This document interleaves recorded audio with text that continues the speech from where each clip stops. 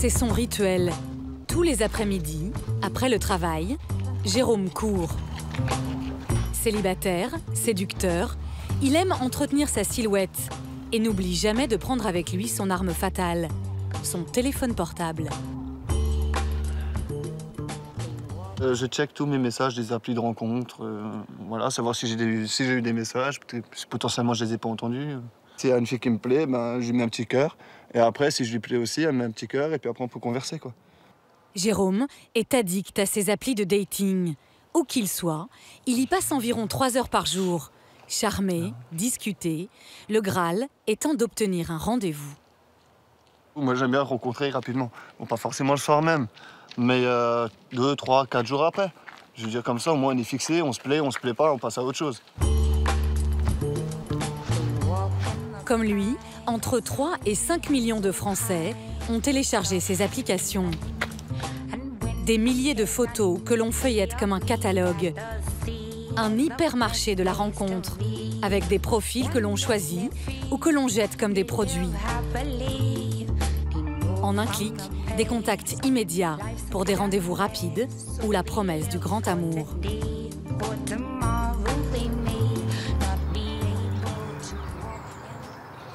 Jérôme a 28 ans. Il est éboueur. Père d'un petit garçon, il s'est séparé de sa compagne il y a 2 ans. Mais pas facile de rencontrer des femmes dans son petit village d'Alsace. Depuis qu'il a découvert les applis, c'est la révolution. Il enchaîne les histoires. Ce soir, il a un nouveau rendez-vous. Salut. Salut. Comme à chaque fois, Ça va et toi? il prend conseil auprès de sa meilleure amie, Carole. Vas-y, c'est tout. Tu prends un café? Ouais. Avec du lait et un sucre et demi? Ouais, c'est ça. Elle le voit comme un don Juan. T'as encore un mois de coquette? Ouais. J'en vois une bientôt. 24 ans. Elle est jolie. Merci. Tu veux que je te montre, moi, la coquette? En 2 ans, c'est la 45e fille que Jérôme s'apprête à rencontrer. Tu la vois quand? Ce soir. Ouais, pas mal, mais elle est jeune, celle-là. Elle a 24 ans, c'est pas grave. Elle me croquait la vie à pleines dents, comme moi. Je suis plutôt style de fils simple. J'aime bien les soirées à 2, entre amis, ou bien sortir boire un verre. Ouais. Encore une qui va tomber sur ton charme. Ah, mais non. Dans cet univers impitoyable des applis de rencontre, on est jugé en un coup d'œil. Il faut soigner sa photo. Enfin, si je peux donner un conseil, c'est éviter les selfies. Parce que ça fait genre les personnes qui n'ont pas de vie, ou genre je suis un beau gosse, tac tac. Si vous avez des animaux de compagnie, il faut faire avec. Parce que c'est 25% de personnes en plus qui vous contactent. J'ai entendu à la radio il n'y a pas longtemps. Que sur un site. Hein. Jérôme court plusieurs lièvres à la fois, complètement grisé par les milliers de femmes qui apparaissent sur sa tablette. J'ai déjà charmé. Elle aussi. Tu discutes avec combien en ce moment? Attends, faut que je les compte. 1, 2... Discute rien. Juste Oui, discuter. discuter. Par rencontre. Oui, oui. 1, 2, 3, 4, 5, 6... Et les autres sites? Attends. Enfin, j'ai 15 nanas. Non, Non, t'es à 15 nanas. Ouais, attends. C'est un moyen tellement facile de rencontrer des filles. C'est tellement facile. Ça évite de dire, ouais, salut, viens, on va boire un verre, tac, tac. C'est d'abord, on discute, ouais, tu fais quoi dans la vie, tac, tac, voilà. Après, franchement, si on se débrouille bien, ça peut aller vite. L'heure du rendez-vous approche. Jérôme a un atout séduction. Ah, Jérôme Lover. Ah ouais? La chemise, mais aussi une carte maîtresse. Les yeux. Les yeux, c'est ce qu'elle me dit toujours. J'ai un regard de charmeur, un regard de... Après, je sais pas, je me vois pas. C'est l'heure de vérité. Jérôme a rendez-vous avec Julie pour boire un verre. Il la drague par message depuis 2 jours seulement. Passer dans le réel lui procure toujours une dose d'adrénaline, mais aussi parfois des déceptions. Mon pire souvenir, c'est j'ai rencontré une fille. Sur les photos, elle avait l'air normale, enfin assez jolie. Mais quand je l'ai vue en vrai, c'était pas du tout ce qu'elle prétendait être. Elle avait même un petit peu de barbe, comme ça. C'était un peu repoussant, quoi. Mais bon, c'est comme ça. Après, il faut y aller, il faut oser. Si on n'ose pas, de toute façon, dans la vie, si on n'ose pas, on fait rien. Donc voilà, il faut prendre des risques. À chaque fois, Jérôme aime arriver un peu en avance. Quand Julie rentre dans le bar, ils se reconnaissent immédiatement d'après leurs photos. Salut. Ça va? Ponctuel, j'aime bien. T'es ponctuel, j'aime bien. La discussion s'engage. Très rapidement, ils dégainent les compliments. T'as de beaux yeux. C'est vrai? J'aime bien ton regard. Les yeux bleus. Non, mais ton regard, j'aime bien. Là, tu me mets. Je te mets mal à l'aise, pourquoi? Parce que j'ai pas l'habitude qu'on me complimente comme ça. Et t'es quelqu'un de franche? Ouais, je suis direct. Je trouve que t'es quelqu'un de très ouvert d'esprit, en fait. Ouais. Vachement ouvert d'esprit, et ça, j'adore. Ouais, Parce bah que oui. moi, je suis pareil, tu vois. Je veux dire, tu peux parler de tout et de rien avec moi. Ouais, mais c'est cool. Il sent Julie particulièrement réceptive. Jérôme tente alors le tout pour le tout. Je te taquine. En fait, justement, parce que je viens de voir dans... Je suis pas ça. Non, mais je viens de voir dans ton regard, en fait, que t'es sage. Enfin, tu parais sage. Mais je suis sûr qu'à l'intérieur, t'es une sacrée coquine, toi. Je suis sûr et certain. Je suis sage. Non. 1h30 plus tard, ils décident de se quitter. Tu repars par où, à gauche? Pardon? Tu repars par où, à gauche? Moi, je vais à droite. D'accord. Je suis garé là-bas. Bah, à la prochaine. Au plaisir. Pas de premier baiser ce soir pour Jérôme. Ouais, j'espère qu'on se reverra. Ouais, y a pas de souci. Ça serait cool. Ouais, y a pas de souci. Salut. Il s'est donné 3 jours pour obtenir un nouveau rendez-vous. Il lui envoie immédiatement un message. J'ai écrit sympa la rencontre, j'ai vraiment apprécié. J'espère qu'on se reverra. 3 petits points. Avec 2-3 petits cœurs.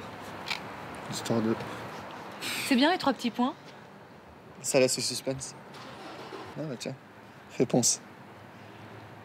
Oui, super sympa, le feeling est bien passé de mon côté, puis j'espère te revoir. Jérôme a revu Julie une seule fois. Depuis, elle a cessé de répondre à ses messages. Si certains vont chercher sur ces applications des rencontres éphémères, d'autres y ont trouvé l'amour. Ouais, donc tu viendras quand même. Ça me fait plaisir. Antoine a 24 ans, Chloé 22. Du coup, tu vas t'asseoir. Ils sont ensemble depuis 3 mois. C'est dans ce petit café parisien qu'ils se sont donné rendez-vous la première fois. Au début, on était plutôt partis juste pour prendre un verre, l'histoire d'une heure, et au final, on a quasiment fait la fermeture, je pense. On est resté vraiment tard, quoi. Diplômés d'école de commerce, Antoine et Chloé ont une vie sociale riche. Mais pour ces jeunes qui ont grandi avec les smartphones, commencer ainsi leur vie sexuelle et amoureuse est une évidence. Je pense que c'est un peu notre génération qui veut avoir qui veut tout avoir facilement et rapidement et avoir le choix surtout. Et c'est pas facile, mine de rien, dans la vraie vie, de rencontrer des nouvelles personnes. Si vous aviez été dans ce café, chacun à une table, est-ce que vous seriez venu vers elle? Je pense pas. Pas parce que. Pas parce qu'on enfin, moi en tout cas pas parce que j'en aurais pas eu envie, mais c'est pas forcément, c'est pas naturel. Enfin, je dis pas que les applications sont naturelles, mais au moins voilà, ça te donne une sorte de cadre et t'es rassuré, tu sais que la personne elle va pas t'envoyer balader. Je crois que la drague, ça a changé aussi. Hein. Maintenant, c'est quand même moins évident, hein, malgré tout. Hein. C'est vraiment, après, c'est dans le cercle d'amis. Pourquoi? Parce que les hommes sont plus timides qu'avant? Je pense. Draguer sur son téléphone, plutôt que dans les discothèques ou les bars. Depuis 4 ans, une 50aine d'applications a fleuri. Il y a celles qui surfent sur la romance, celles qui assument le côté sexe facile, les applis pour les amateurs d'adultère, ou encore pour les personnes qui aiment les chiens. Derrière cette myriade d'applications, quelques réussites fulgurantes, dont celle d'un Français. Il y a 10 ans, Didier Rapaport crée Dailymotion, le YouTube français. Il y a 2 ans, il revend ses parts et s'installe dans ses locaux exigus. Le quinquagénaire s'entoure de jeunes geeks. Son ambition, concurrencer l'américain Tinder, le pionnier et le leader du marché. En 18 mois, 13 millions d'utilisateurs dans 30 villes du monde entier. Aujourd'hui, nouveaux locaux et 80 salariés. L'application a tout misé sur la géolocalisation. Elle propose aux célibataires des profils de personnes disponibles dans un rayon de 500 mètres. Voilà. La vraie vie, c'est quoi? C'est on marche dans la rue, on voit plein de gens. Là, sur la timeline, on voit tous les gens aussi qu'on aurait croisés dans la rue. Hop, voilà, Jessica, c'est la première fois que je l'ai croisée. C'était il y a 1 minute. Donc, je peux aller sur son profil. Alors, et vous l'avez croisée où? Alors, je l'ai croisée, voilà, près de la rue du Sentier. Donc, dans ce secteur, je décide de la liker. Si jamais elle me like aussi, c'est un crush. Et donc, la conversation est ouverte et les deux peuvent commencer à parler. L'application est gratuite et la start-up gagne pour l'instant peu d'argent. Mais Didier Rapaport pense être assis sur un trésor. La possibilité de géolocaliser en temps réel ces 13 millions d'utilisateurs. L'application s'apprête à mettre en place des publicités ciblées. Imaginez que une grande marque de parfum fasse un lancement sur Apple. Okay, et que ce jour-là, quand vous passez à côté d'un distributeur de ce parfum, vous receviez un message pour vous dire « Aujourd'hui, nous lançons ce parfum, et comme c'est le jour du lancement, vous êtes pas loin du magasin, rentrez, et vous allez avoir un discount de 30%. » Un business prometteur, d'autant que les jeunes ne sont plus les seuls à draguer sur smartphone. Les trentenaires et les cadras divorcés s'y mettent aussi, comme Sarah. Bonjour, je vais vous prendre une fougasse aux olives, s'il vous plaît. Oui, Et vous n'avez pas de croissant ou des trucs comme ça, il non? me reste plus, il me reste 2 chocolatines encore qui restent. Ben voilà, 2 chocolatines, ça va. Sarah, on peut trouver l'amour au marché aussi? Ça m'est jamais arrivé, mais il est pas mal le commerçant là. Hein, donc on sait jamais. On se retrouve beaucoup entre filles célibataires et qu'on rentre pas mecs célibataires. Donc merci. À très bientôt. Au revoir. Bonne journée. Donc en fait, la solution de facilité, c'est d'aller sur les applis. C'est la seule solution que j'ai trouvée, je te jure. Sarah est agent immobilier à Neuilly. Elle a vécu en couple pendant des années. Depuis son divorce, elle élève seule son fils de 12 ans. Quand il n'est pas là, le dimanche matin, elle invite ses copines à bruncher pour un grand débrief sentimental. Elle avoue avoir eu du mal au départ à s'inscrire sur ces applis. J'ai essayé un peu de rencontrer des hommes. Alors les amis sont très sympas, tous nos amis en couple, ils essaient de nous faire rencontrer plein de gens, mais des gens finalement qu'on connaît depuis l'âge de nos 11 ans, qui se sont jamais maqués, qui sont les boulets de nos groupes de potes. Donc bon, c'est pas forcément ça qui va nous aider à nous maquer. Et là, j'ai certains amis qui m'ont dit, mais pourquoi tu ne mets pas sur les sites de rencontre, tout le monde fait ça. Et je trouvais ça plutôt honteux. En plus, je me disais, moi, je vais pas aller sur un site, quoi. Je peux trouver un mec autrement, quoi. Voilà. Et après, en fait, vous vous prenez très vite au jeu. Je me dis, ah, il y a Tinder qui est apparu aussi. Et puis Tinder, c'est, vous commencez, vous devenez addict en deux secondes, quoi. Sarah s'amuse de toutes ces aventures jusqu'à les raconter sur un blog qu'elle tient depuis 1 an, suivi par 22 000 personnes. Donc Séduction 2.0, ça a été la première rubrique qui était vraiment sur le site de rencontre. Donc là, je me fous un peu de la gueule des mecs, faut bien l'avouer. Et alors, j'en ai par exemple, sa technique d'approche, c'est tu ne t'appellerais pas Biscotte par hasard, car tu es vraiment craquante. Alors là, on se dit, le mec a 14 ans. Donc, bon, et là, il me répond, tu es plutôt string ou tanga. Je lui dis, j'ai bien peur que tu ne le saches jamais. En fait, j'en suis sûre. Il continue, une envie de moi ce soir, toujours pas.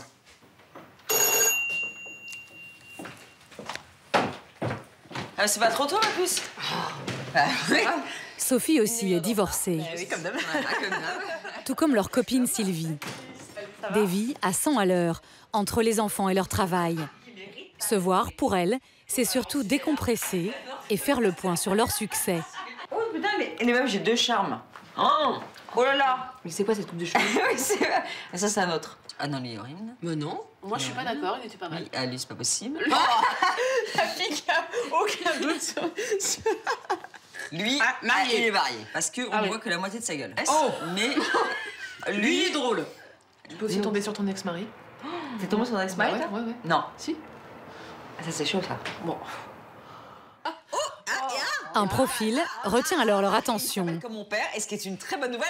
Elle clique. Lui aussi. Je me suis emmerdée. Ils vont pouvoir se parler. Yeah. Vous avez pas l'impression d'être au supermarché un petit peu là, Mais quand même? complètement. Bah, ils sont comme ça, les mecs. Mais c'est ça, hein. Quoi, j'en sais rien. Sarah et Sylvie ont rencontré des dizaines d'hommes, parfois des histoires d'un soir et même des amitiés. Des applications qui font du bien à l'ego. On a envie de recevoir un peu d'amour, même si on sait que c'est pas de l'amour, mais c'est au moins des compliments, de la flatterie. Oui, c'est agréable, parce qu'on sait que très vite on va être matché, pas en discuter avec quelqu'un, on peut commencer un jeu de séduction, et c'est quelque chose qui est agréable. Moi, ça m'a redonné confiance en moi, c'est sûr. Qu'est-ce qu'on ressent justement de ça? Après des années avec quelqu'un, avec une personne. Que ça peut fonctionner à nouveau, que c'est sympa, Que tu plais. que je plais, que je pensais faire mes boutiques, mais en fait non, je vais rester ouverte. Tu pensais faire la boutique? Ah, carrément, ouais. Ah, c'est vrai? Ah bah ouais. Je sais qu'il y a des mecs qui disaient... Seule Sophie pointe les limites de ce mode de séduction. Elle n'a jamais réussi à s'y sentir à l'aise. Ça casse le mythe de la rencontre. Tu vois, les personnes, il est célibataire, il l'est pas, tu cherches un peu, tu chasses, que comme l'homme chasse. Et là, il n'y a pas. Enfin, moi, j'ai... On a toute envie du prince charmant au fond de nous, quoi. Je pense qu'on est tous d'accord, quoi. Genre, il y a un moment, on a toute envie d'aimer. T'as pas envie d'aimer? Oui, mais le prince charmant. Non, mais le prince charmant, sans son cheval blanc. Sans son cheval blanc. Séduire les romantiques réfractaires au supermarché de la rencontre. Un jeune Français, installé à Londres, en a fait son obsession. Jean Meyer a 33 ans et pilote d'ici sa start-up qui, en 6 mois d'existence, a séduit 1 million de personnes dans le monde, dont 400 000 en France.